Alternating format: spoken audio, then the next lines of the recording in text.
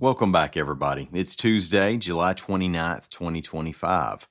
Born on this date in 1966, former Indianapolis Colts linebacker Jeff Harrod of Birmingham. Today, NASA turns 67. On this date in 1958, President Dwight Eisenhower signed the National Aeronautics and Space Act to create the agency. It's also National Chicken Wing Day, as established by the city of Buffalo, New York. Celebrate responsibly. Today, we're going to do another roundup of notable crime news and an update on the future of Hangout Fest. My name is Ike Morgan, and we're down in Alabama.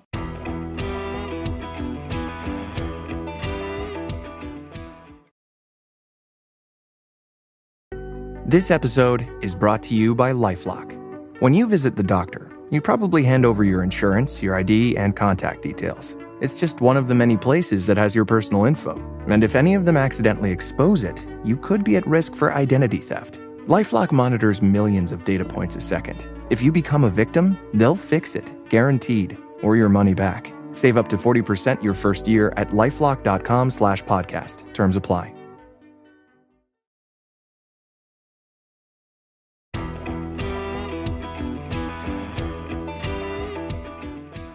First, let's catch up on some Alabama crime. All the crime stuff was originally reported by AL.com's Carol Robinson.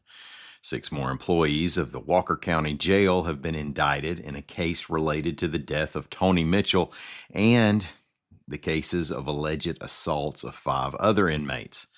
Tony Mitchell was the man who was arrested during a mental health welfare check in January 2023.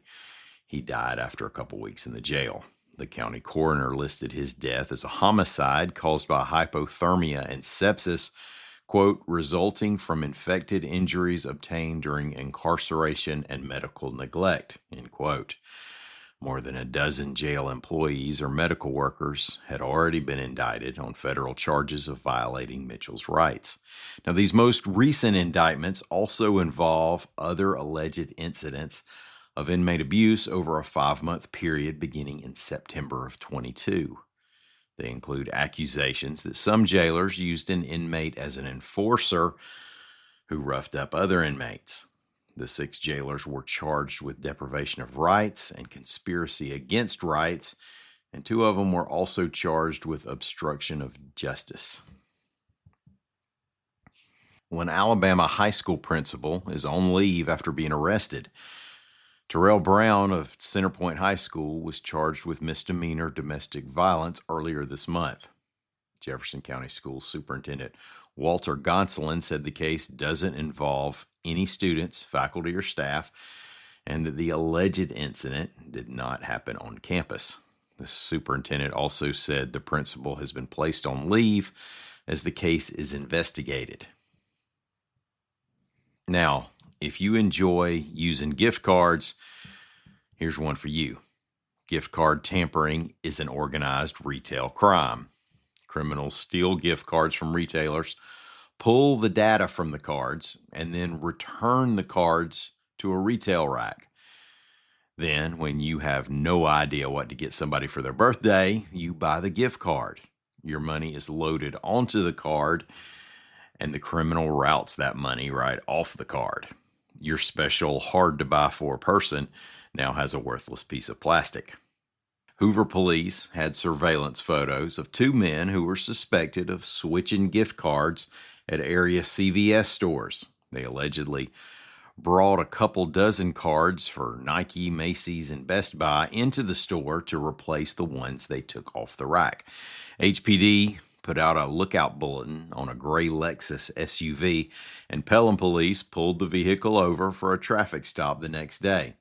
Police say the driver gave consent for the car to be searched, and they found an open box containing hundreds of gift cards and 2 more sealed boxes. In all, authorities say that more than 5,000 gift cards were in the SUV for retailers such as Amazon, Home Depot, Dick's Sporting Goods, Nike, and more.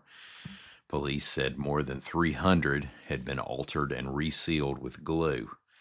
The men were Chinese nationals from California. They were arrested on state charges of encoded data fraud. And the Gulf Shore City Council this week cleared the way for another year or two of whatever the Hangout Music Festival evolves into, reports AL.com's Lawrence Specker. Now, I said it that way because this year, country music star Morgan Wallen staged a takeover of Hangout, curating a lineup that leaned much more country and was billed as the Sand in My Boots Festival. A question that live music fans and festival goers might have is, will we see the return of the eclectic Hangout or more Sand in My Boots style events? Well, we don't have an answer, but Lawrence's sources were fans of what went down during the Morgan Wallen production. The audience that showed up was older and more financially established. And it didn't hurt that the 40,000 tickets sold out pretty much immediately. Gulf Shore's Director of Economic Development and Public Affairs, Blake Phelps, called the city's New Deal, quote, effectively a one-year extension with a one-year option. Now, Hangout's previous deal was reached in 2015 and expired after this year's event. The current deal includes a commitment to negotiate another long-term agreement beyond 27. Thank y'all so much for listening to us. Stay cool out there. Come by and see us anytime you want to. We're on the World Wide Web at AL.com.